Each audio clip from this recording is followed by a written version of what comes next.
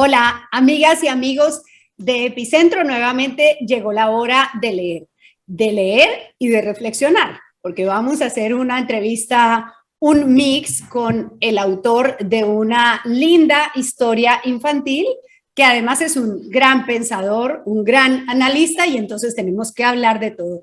Es Alberto Vergara, y bueno, me tengo que mover un poco porque es un libro de gran formato. Que está presentando esta historia. Ota, la gaviota que tenía vértigo y que me ha dicho, por fin, sí, que quiere estar aquí en Epicentro en Hora de Leer. Hola, Alberto, ¿cómo estás? ¿Qué tal, Elvira? Siempre quiero estar acá, lo que pasa es que no siempre se puede. Pero Bueno, gracias por la invitación. pues ya habíamos hablado aquí, ya habíamos recomendado en Hora de Leer Gracias, Ota así la es. gaviota, porque está muy lindo y es una historia sobre, diría yo, sobre la diversidad, ¿no? Sobre los que somos diferentes, nos sentimos diferentes y nos cuesta a veces confesar que sentimos cosas diferentes a otros. ¿Eso querías decir con Nota la Gaviota?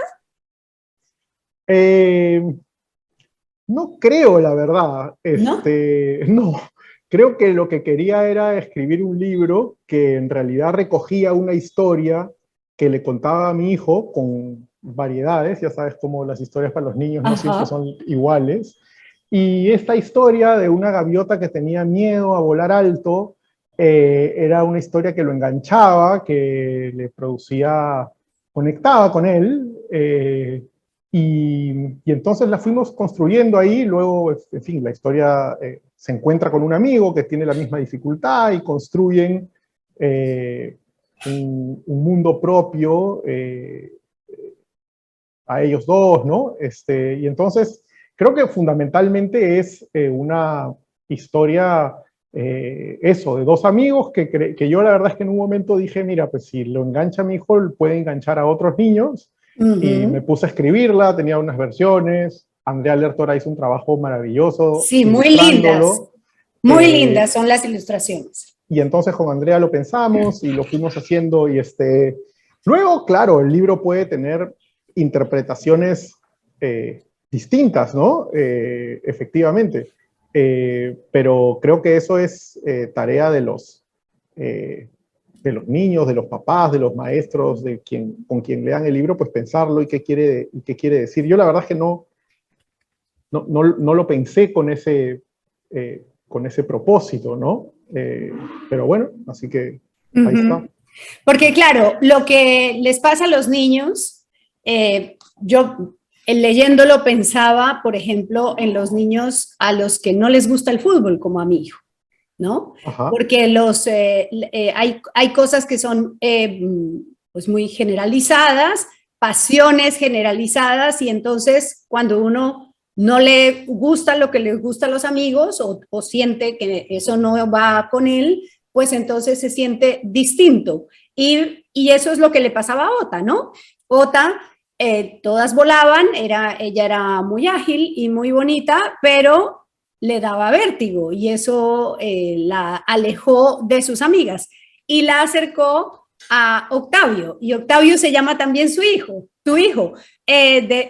¿Por qué le pusiste el nombre de tu hijo al pelícano? Porque era un juego para incluirlo a él, evidentemente. Pero además nosotros en algún momento cuando contábamos, la poníamos en escena, no solo la escribí, sino que la poníamos en escena. Hay un momento en que ellos se chocan de casualidad, ¿no? Y entonces los dos hacíamos y nos chocábamos, y era el momento en que se encuentran Ota y Octavio. Y además los dos nombres, obviamente es un libro para niños, así que no importa que spoilemos el final, me daba pie a cómo se resuelve el cuento, que es que ellos dibujan en el tronco de un árbol O y O, estos dos amigos, ¿no? Entonces el hecho de que los nombres fueran con O permitía también cerrar el cuento de esa manera. Pero bueno, era un guiño evidentemente, porque creo que como todo papá o toda mamá que hace algo para su hijo, pues lo que espera es que se acuerde de eso para siempre, ¿no? Y que lo tenga como algo querido hasta que se muera probablemente, u ojalá, pero entonces, pues es eso, ¿no? Claro. También pensaba, porque hay un momento en la historia en donde pues ellos se encuentran con aves de corto vuelo. Siempre recuerdo esa expresión de ave de corto vuelo porque es lo que ponen en los crucigramas, ¿no? Cuando es una palabra que se refiere a un faisán o a un pato o a una gallina, por lo menos en Colombia, en el crucigrama ponen ave de corto vuelo. Y claro, ahí pensaba que también pasa una cosa divertida, como siempre en la vida, y es que nunca es suficiente lo que tenemos. Entonces, siempre deseamos lo que tienen otros.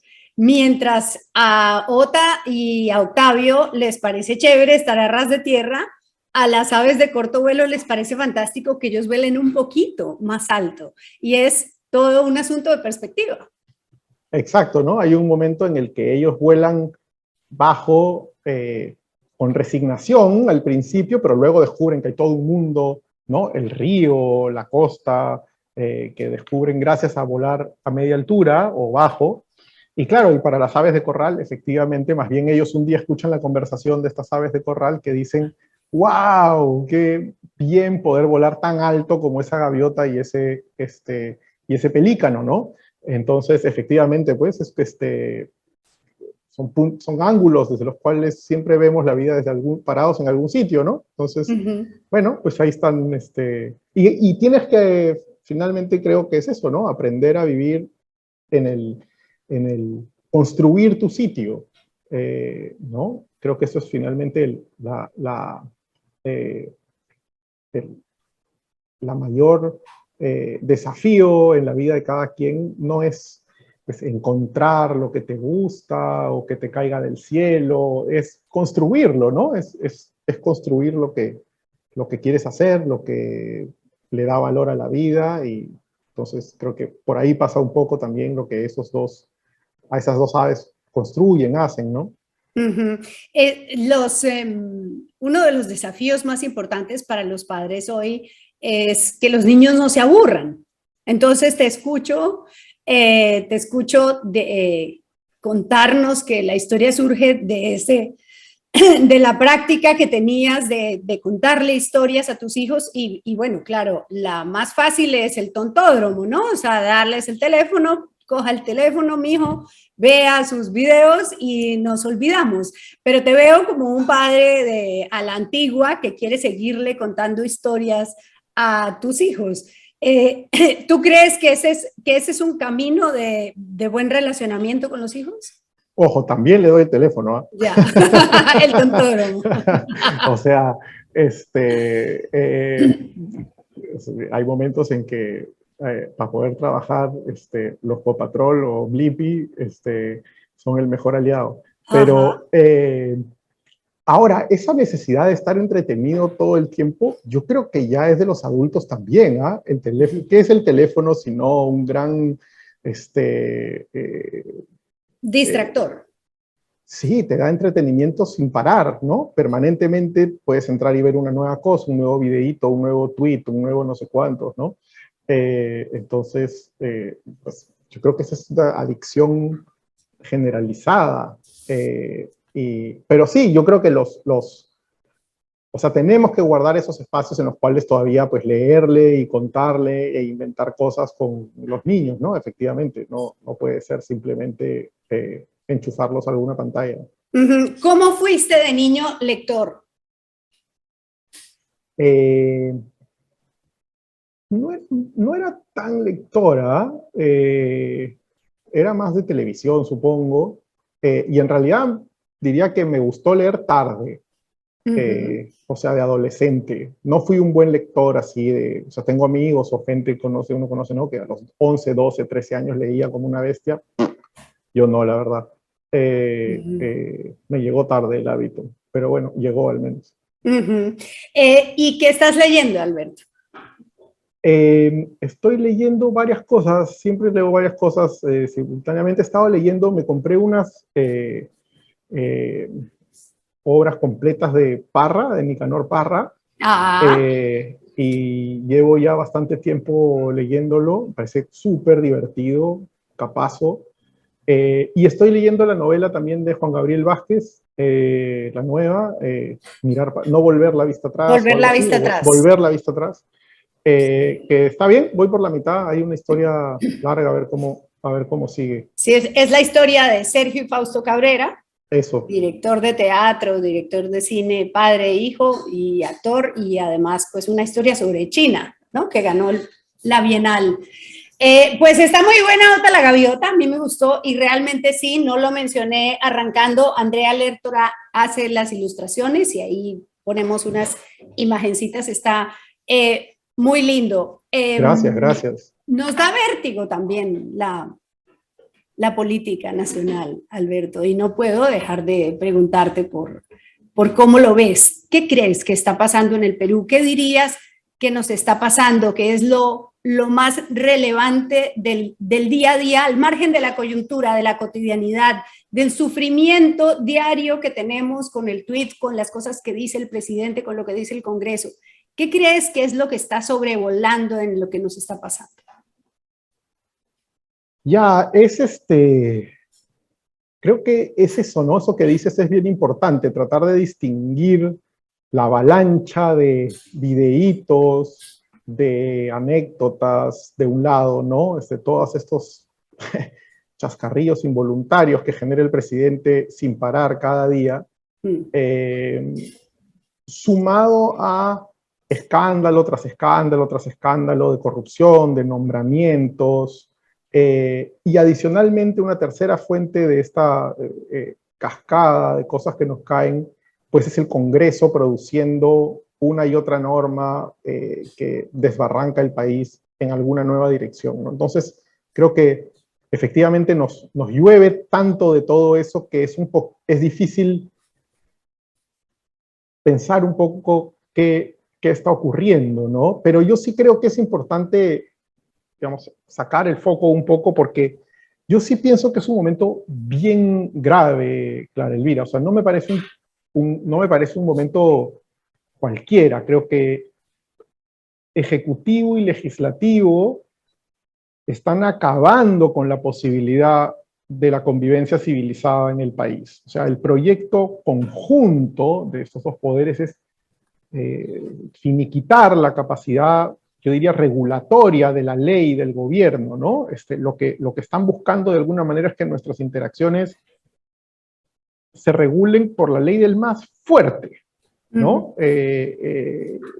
Y destruyendo, pues, Estado de Derecho y democracia, me parece bien evidente, ¿no? Que hay una suerte de coalición antirregulatoria, digamos, en transporte, en educación, en vivienda. De lo que se trata es fomentar la ley de la selva, ¿no? Arrancarle cuanto se pueda al Estado, capturarlo, informalizar aún más el país, ¿no? Fíjate, pues todos los sectores, ¿no? Salud, agricultura, interior, o sea, se está trabajando deliberadamente, me parece, para que no exista lo público, lo común, ¿no? Ni siquiera la ley con su sentido más universal, de tratar de ser aquello que involucra a todo el mundo. Y del otro lado, curiosamente más del Congreso, ¿no? Pero del otro lado está la demolición de la democracia,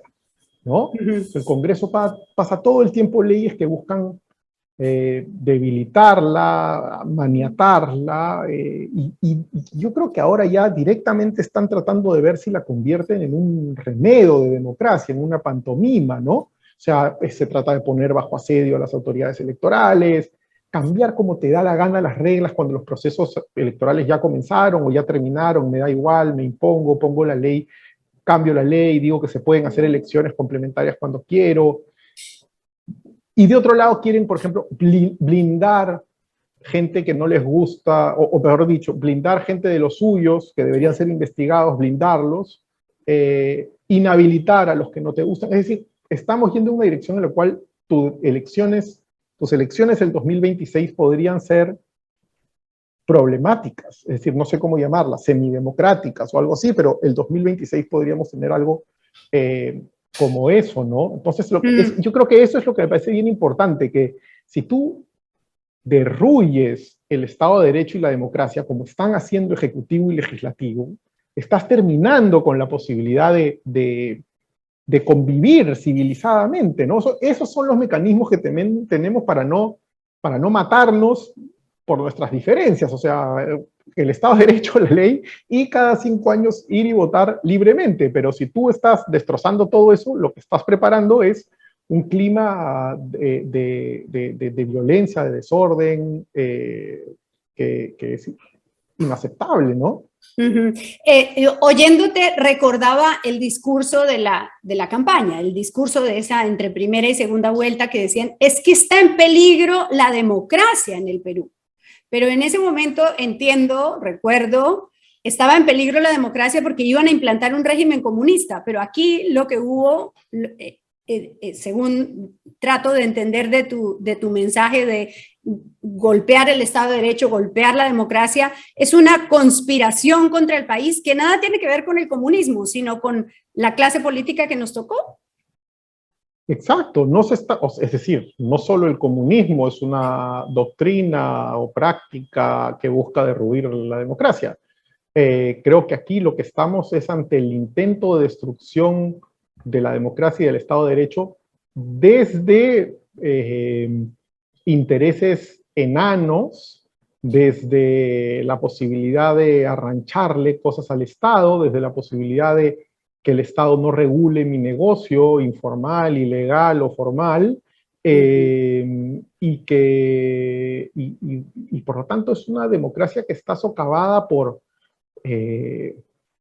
ningún ninguna ni retórica, ni gran proyecto. En este momento realmente la democracia peruana se está muriendo de un ataque de intrascendentes, de intrascendencia, más que en general estamos acostumbrados a ver que la democracia se muere cuando surge un líder, un caudillo grande que cierra, ¿no? Bukele, que domina el legislativo, sí, cierra el poder judicial, domina todo, o Venezuela, o lo que fuera, ¿no?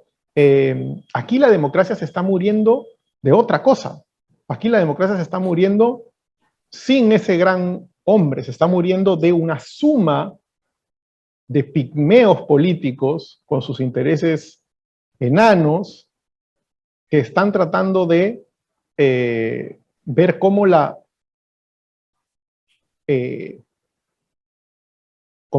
maniatan, cómo la sojuzgan, para ellos poder seguir haciendo negocios. Y para poder seguir salvándose de todos los anticuchos que tienen, ¿no? En ese sentido por eso digo que se está muriendo más de intrascendencia que de realmente por venir de un proyecto o de ultraderecha o de ultraizquierda. Lo que está cayendo es en la mano de unos carteristas que utilizan la retórica de las ideologías para distraerte, para mentirte, pero que en el fondo están trabajando muy bien conjuntamente para arrancarnos lo público, lo común que está dado por la ley y por la democracia, ¿no? Y en esa línea de los carteristas, entiendo que te refieres al Congreso y también al gobierno. Es decir, que también el gobierno también está cooptado por una gente que vino a chapar lo que pueda chapar antes de que se vayan. Desde el inicio. O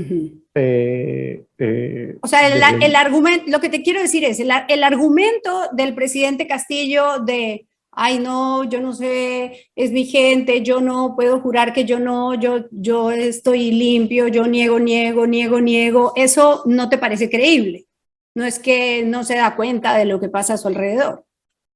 No, claro que no. O sea, Castillo creo que ha demostrado que es un personaje irresponsable, no tiene ningún sentido de la responsabilidad, nunca va a aceptar algún tipo de error, siempre va a alegar ponerse en una posición de víctima, ¿no? Desde el inicio su negocio ha sido el de dar lástima, digamos. Y en ese sentido, no cree que pueda ser evaluado como un representante. Y no quiere, desde el inicio, acuérdate, la primera juramentación de ministros se hizo sin prensa, y le gustaba ir a la casa de Zarratea a despachar, y no da entrevistas a la prensa. Desde el inicio hubo una idea de que yo no tengo por qué rendir cuentas. Y entonces, es eso, y toda la gente que está cayendo y que está involucrada en estos actos de corrupción y que se están fugando, son su gente más cercana. No, él no puede, es como realmente inverosímil que diga, no, yo no sabía nada, ¿no? Sí, juntaban billetes en Palacio de Gobierno, pero no sé cómo es posible que haya ocurrido eso. No, o sea, claro. ¿De qué dimensión, de qué profundidad crees que es el daño al Estado de Derecho, lo que planteas, al Estado de Derecho y a la democracia? Digamos, ¿qué tan irreversible es el daño que se está causando todos los días con las decisiones que toma el Ejecutivo, con las leyes que aprueba el Congreso, con toda esta conspiración contra nosotros? Yo creo que es considerable, ¿ah? Porque fíjate, es curioso, este gobierno es una suerte yo lo veo como es como una falta de respeto sin fin a la ciudadanía. Porque fíjate, uno diría, ya, ok, es un gobierno que viene de la izquierda de base, un sindicalista, ok, tú dirías, ya, ok, que no tenga consideración, que no le importe, que rechace las dimensiones más liberales de la democracia, vamos a decir, la libre expresión, la separación de poderes, qué sé yo, libertades individuales, ya, ok. Vamos a asumir que eso fuera posible. Pero aquí lo que hay es el desprecio llega en el país que ha lidiado de peor manera con la pandemia en el mundo, tú pones de ministro de salud a un charlatán porque cumple con la cuota de Cerrón, ¿no? Entonces, o pones en agricultura, en medio de la crisis alimentaria que todo el mundo te dice se viene, pones a un expreso, a un prontuariado, cambias y cambias gente en el Ministerio de Agricultura, no logras comprar los fertilizantes que todo el mundo te dice para evitar la crisis, hay que hacer eso. Entonces, si tú eres capaz de, por el cuoteo de la repartija, poner en riesgo la alimentación y la salud de tu pueblo, o sea, realmente eres un irresponsable absoluto. ¿No? O sea, insisto, no estamos hablando de cuestiones sofisticadas, formales, la separación de poderes, Montesquieu, no, estamos viendo de alguien que no le importa, que puede cuotear ministerios así de claves en un momento absolutamente trascendental, en un momento gravísimo, ¿no? Entonces yo creo que es eso, o sea, ahí no hay, es la irresponsabilidad total de alguien que se siente apañado para hacer lo que quiera. O de otro lado, Mirko Lauer lo decía el otro día, lo escribí el otro día, de alguien que tal vez no tiene ni siquiera las competencias para darse cuenta de la tremenda crisis que está generando, ¿no? Sí. Lo que más parece faltar hoy en el Congreso, en la oposición, en el gobierno, en los pocos y precarios apoyos que tiene el gobierno, es la cordura. Y tú llamaste a una mesa por la cordura, ¿no? O sea, hace un tiempo escribes poco, eres esquivo con la prensa, ¿no? Como Castillo, dices. Te haces desear, y entonces escribiste este artículo de la Mesa por la Cordura, y la gente, ¿qué te dijo? Ingenuo, ese Vergara es un ingenuo. No hay camino. Eso eso me dicen los moderados. Bueno, ¿No? los que podemos mencionar. Claro, la derecha y la izquierda te dice que cosas peores, ¿no? Claro, porque en ese artículo lo que yo decía era, o sea, a mí me parece que en este momento tienes un problema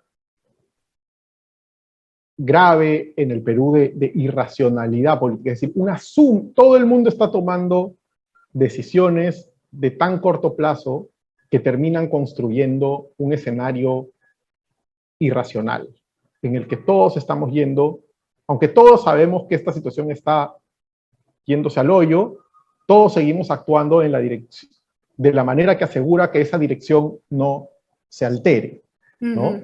Entonces, lo que yo planteaba ahí es recuperar la cordura, ¿no? De alguna gente, es decir, yo creo que recuperar la cordura, que a mí me parece que pasa por tratar de recuperar cierta legitimidad de ciertos actores políticos, que la han perdido en los últimos meses, en el último año, tanto en la derecha como en la izquierda, al convertirse en hinchas o de Keiko Fujimori o de Pedro Castillo, ¿no? Hoy día ya se arrepintieron, o pero... incluso ya al margen de Keiko, de López Aliaga, de los señores, Sí, ¿no? De y los que están en las marchas de los sábados, eso. claro, o del sector fraudista, ¿no? Y del sector de izquierda que apoyó a este gobierno, me parece mucho más de lo que era debido, de lo que, ¿no? De lo que debía hacerse. Y entonces yo creo que eso, ¿no? Creo que hay que tratar de recuperar legitimidad, y eso podría suceder si cierta gente, que creo que existen, pudieran decir, bueno, vamos a juntarnos a decir, es decir, estamos bajo asedio. Yo creo que eso es lo principal, ese es el punto de partida. O sea, tienes grupos mayoritarios que están desmontando, como ya hemos dicho, las formas más elementales de convivencia, de la regulación de la convivencia.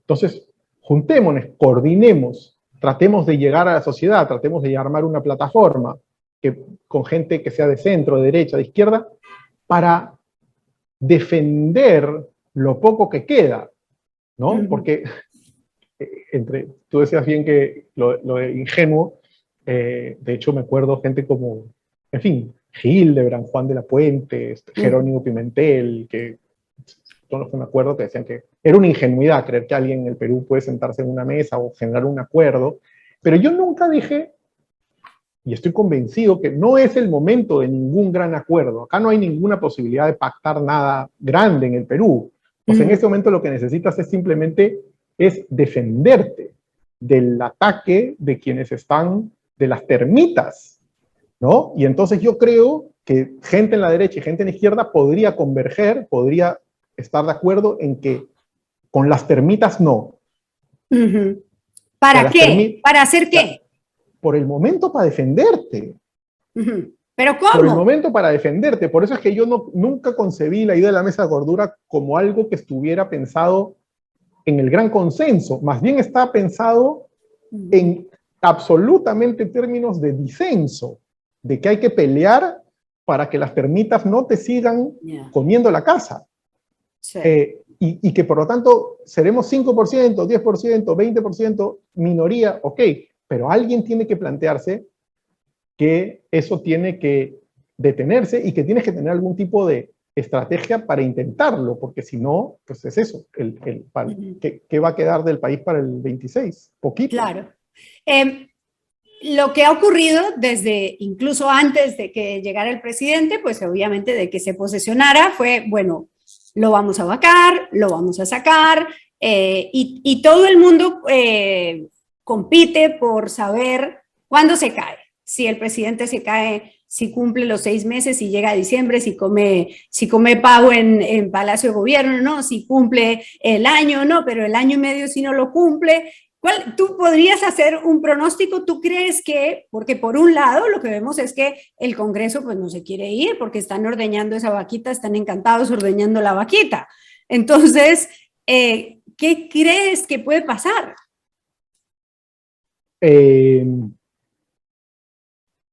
A mí me parece que Claro, al inicio del gobierno, creo que algo que fue nocivo fue que se instaló esta idea de esto se va a caer solito, ¿no? Hubo una suerte, todo el mundo se reclinó en el asiento, dijo esto se va a caer solito, y como toda doctrina, idea, argumento que se jacta de poder prever el futuro, a lo que te llama es a no hacer nada, ¿no? Porque pues Ya está resuelto. ya está resuelto, esto se va a caer solito.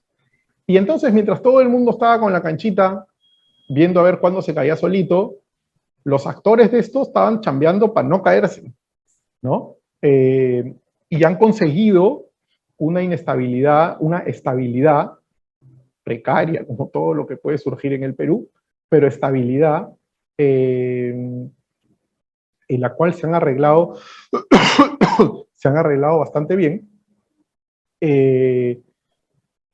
Y por lo tanto, el desafío de la sociedad y de los políticos es más bien ver qué se hace para que efectivamente este gobierno y el legislativo, porque están ambos, tienen su propio pacto para quedarse, cómo se hace para que esta acción se detenga. Y eso solo va a suceder cuando asumamos que esto no se va a caer solito, sino que se va a detener si es que se construye algún tipo de estrategia, de frente, de mínimas coordinaciones, y sobre todo de recuperar algún tipo de independencia de los sectores democráticos. A mí me preocupa realmente que en este momento, producto de la polarización de las elecciones que lamentablemente se instaló en el país, sobre todo a nivel de los discursos y sobre todo a nivel de las élites empresariales, periodísticas, políticas, no en la gente, yo no creo que la sociedad esté realmente polarizada, pero sí a nivel de quienes hablan en público, vamos a decir. El problema es que ahí yo veo una suerte de situación en la cual se ha instalado implícitamente un chantaje en el cual la movilización, el rechazo a lo que haga el gobierno, hace que quien lo realice sea el equivalente de Lourdes Flores o de Erasmo Wong o de Vania Táiz, ¿no? Y entonces a mí eso me parece bien preocupante. O sea, por ejemplo, yo creo que cuando el gobierno decidió el 5 de abril, además el 5 de abril, encerrar a 10 millones de personas, ¿te acuerdas aquella inamovilidad? Claro. Es decir, violentar una libertad absolutamente básica porque le dio la gana, sin justificación, de un día para otro, ¿no? Un acto reñido con, con las libertades más básicas, ¿no? Y entonces yo me acuerdo que ese día hablo con un poco de gente y claro, no, uno no percibía que hubiera un ánimo indignado, o por lo menos no tanto como para movilizarse. Y en el sustrato de esta ausencia de movilización, en la medida en que yo creo que es algo realmente grave y que merecía que sectores democráticos convoquen a la gente a no acatar esa medida, ya que el gobierno sienta que hay unos límites. Pero lo que yo percibía en ciertas conversaciones es que eso equivalía a ponerse al nivel de los fraudistas. Y entonces, si tú convocas a una marcha contra algo que es profundamente antidemocrático, nos van a decir que somos igual que Lourdes Flores, Erasmo Wong y Vania Táiz. Y entonces necesitamos salir de ese chantaje. El clima político del país necesita salir de ese chantaje, porque si no, claro, el gobierno siente que aquí tiene manos libres para hacer lo que le dé la gana y no rendir cuentas ante nadie. Y ya sabemos que pues, el Congreso no va a hacer nada. y que no va a ponerle presión a Castillo para que renuncie, salvo pues que apareciera un audio que podría ocurrir, ¿no? Un audio realmente descomunal en que oímos, no sé. Pero una confesión del presidente, digamos, Claro, como ¿no? ya después de los Vladivideos ya nada sirve, lo único que sirve es ver al Claro, hombre ¿no? ahí. Exacto, diciendo gracias por este millón, Juancito, ya, ya. ¿No? Ahí ya es como un tremendo roche si es que el Congreso no actúa. Pero si no, es eso, ¿no? Y a mí me parece que el presidente ya lo entendió. El presidente Castillo es un gran mecedor, es el mecedor en jefe de la nación, ¿no? Y entonces nos va ya entendió que puede flotar y hacer el muertito, y entonces creo que finalmente la posibilidad de que esto se altere de alguna manera solo pasa porque los mecidos digan, ya estuvo bueno, ¿no?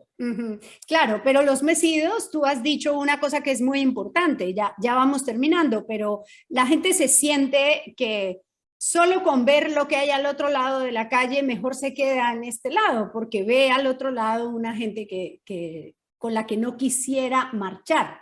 Y esa es una realidad que va a seguir existiendo. ¿Cómo la quebramos? Por eso digo, creo que necesitas, a ver, hay como varias cosas ahí, ¿no? Primero, por ejemplo, en ciencia política tienes toda esta literatura en los últimos años sobre retrocesos democráticos, ¿no? Democratic backsliding. Una cosa que se sabe de esa literatura es que es bien difícil sacar a la gente por pequeñas medidas contra la democracia, ¿no? O contra el Estado de Derecho en el caso peruano, ¿no? Es decir, es menos complicado sacar a la gente si es que el gobierno descabeza al Tribunal Constitucional, si es que toma un canal de televisión, ahí la gente puede decir, man, ya lo que ha ocurrido, se organiza, sales, ¿no? O lo de Merino, ¿no? Por ejemplo, ¿no? Tienes un hecho como muy grande, muy sonoro, muy evidente, Sí. que levanta el repudio de la gente. Pero las pequeñas medidas, poco a poco, no soliviantan a la gente, porque, ¿no? Es decir, por ejemplo, que el hecho de que este gobierno se deshaga del procurador Soria, ¿no? Bueno, un procurador, ¿no? Que lo Y había luego, denunciado, y es exacto, grave, claro, es gravísimo, pero pero no es, ¿no? De hecho es lo mismo que quiso hacer Merino un año antes, ¿no? Sacar al mismo procurador. O luego, pues van ocurriendo pequeñas cosas, todas las que está haciendo el Congreso al alterar el calendario electoral, al manosear las leyes electorales, todo eso es un atentado contra la democracia, está minando la democracia día a día, pero claro, la gente no se va a movilizar por cada una de esas cosas. Entonces, creo que ahí hay una cosa difícil que requiere, por lo tanto, me parece, de algún tipo de plataforma que coordine, que articule ciertos liderazgos políticos y un poquito de gente, y que haga un poco de bulla, que haga un poco de estrategia unificada para impedir que pues esta marcha hacia el abismo siga, siga funcionando, ¿no? Pero es eso, o sea, los actores políticos que podrían liderar esto dinamitaron su legitimidad en el proceso electoral previo, ¿no? Entonces, ¿quién, ¿quién de la derecha tiene cara para salir a decir autoridad. que le preocupa la democracia cuando ha intentado bajarse un proceso electoral sin ninguna prueba de que había fraude? Y claro, y la izquierda, que también se pasó de entusiasmo con el provinciano redentor, como le llama Raúl Asensio, claro, hoy día, ¿qué legitimidad tiene para poder plantearse que le plantea líneas rojas a un gobierno que ha celebrado y en algunos casos aún celebra, ¿no? Teniendo todos estos problemas desde el inicio. Entonces, el asunto es, y el centro simplemente dejó de existir, quedó vaciado completamente y queda tres congresistas y los esfuerzos que uno saluda, pero que son pues, por el momento poco fructíferos de el expresidente Francisco Sagasti, que están ahí tratando de moverse, pero necesitas un poco más, ¿no? O sea, no está alcanzando para despertar esa solo indignación, porque yo creo que la gente indignada está, el poder actuar, ¿no? Movilizarla. Movilizarla, y eso es algo como, siempre fue súper difícil en el Perú movilizar la gente. O sea, en realidad, de hecho, muchas veces cuando te preguntan, bueno, ¿y por qué no hay calle? ¿Por qué no sale la gente a la calle? Como telón de fondo está eh, como con Merino, ¿no? Y Merino es completamente excepcional, o sea, tú no puedes compararte al episodio Merino. Merino es algo que no volverá a ocurrir y que ocurrió una vez y que en un país donde nunca se moviliza nadie por nada, de pronto hubo este estallido que muy particular, rarísimo, Sí. pero eso no es eso no es la línea con la cual puedes compararte, ¿no? Lo real es que es un país en el que siempre ha sido muy difícil movilizar a la gente. Entonces, eh, eso, yo creo que a, poco a poco hay que ir construyendo la idea de que que tienes que construir una plataforma democrática de defensa de la democracia y del Estado de Derecho que sea independiente de que los fraudistas y los de la Cruz de Borgoña y no sé qué historia sigan saliendo cuando quieran, también tienen derecho a salir a la calle, ¿no? Pero eso no implica que uno tenga que aceptar el chantaje por el cual toda movilización equivale al fraudismo, ¿no? Estar con ellos, sí. No quiero despedirme sin preguntarte por Colombia. Ha triunfado Gustavo Petro y bueno, yo veo y oigo las mismas cosas que decían acá, ¿no? Los mismos temores. ¿Cómo interpretas el triunfo de Gustavo Petro en Colombia?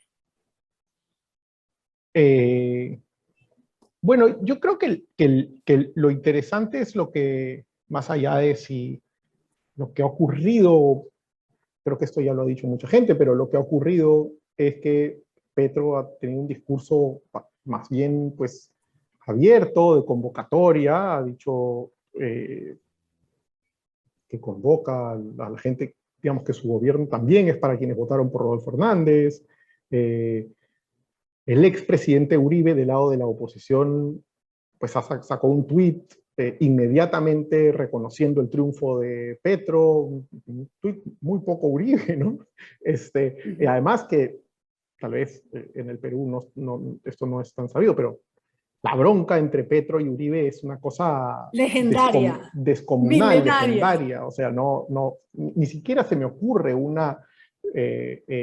símil peruano, ¿no? Entonces, y la oposición, nadie ha llamado al fraude, nadie ha llamado a derrocar a Petro por su triunfo. Entonces, creo que eh, es importante eso, ¿no? Es como que una clase política eh, que hace lo que no hace la nuestra, que es decir, que se da cuenta que en la campaña estás llegando a niveles de desprecio por el otro que requieren que ese ánimo de la campaña se le ponga un punto final inmediatamente. Es decir, que la posibilidad misma de ser una comunidad nacional se te está descuajeringando. Y entonces dices, bueno, basta, ¿no? Creo que es lo mismo que pasó en Chile, por cierto.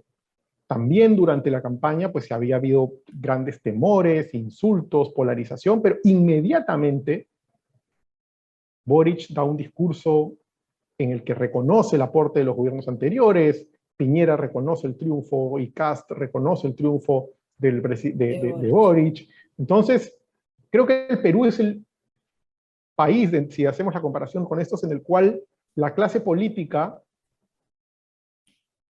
no solo no hace el esfuerzo por acabar con la crispación de la época electoral, sino que todo el mundo hace lo posible para prolongarla. Continuarla.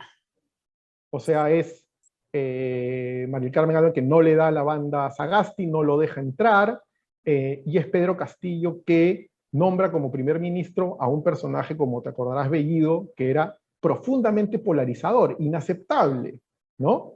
Entonces, al contrario de los otros ejemplos, lo que tienes es más bien estos políticos, porque llamarlos clase política es demasiado generoso, que se proponen prolongar cuanto se pueda la crisis y la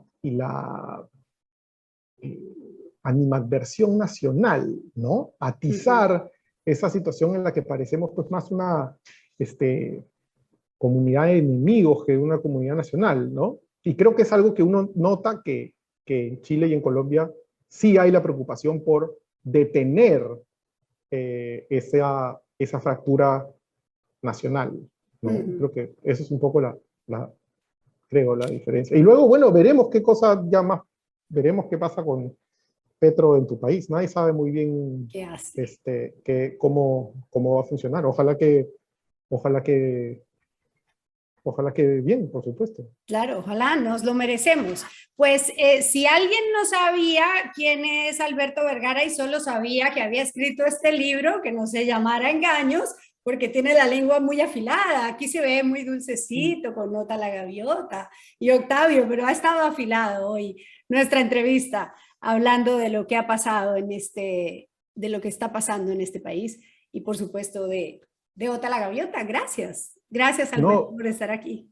gracias a ti, Clara Elvira, un gustazo y muchas gracias por lo que has dicho del libro. Está muy chévere. Hasta Bueno, pronto. listo, hasta pronto, chao.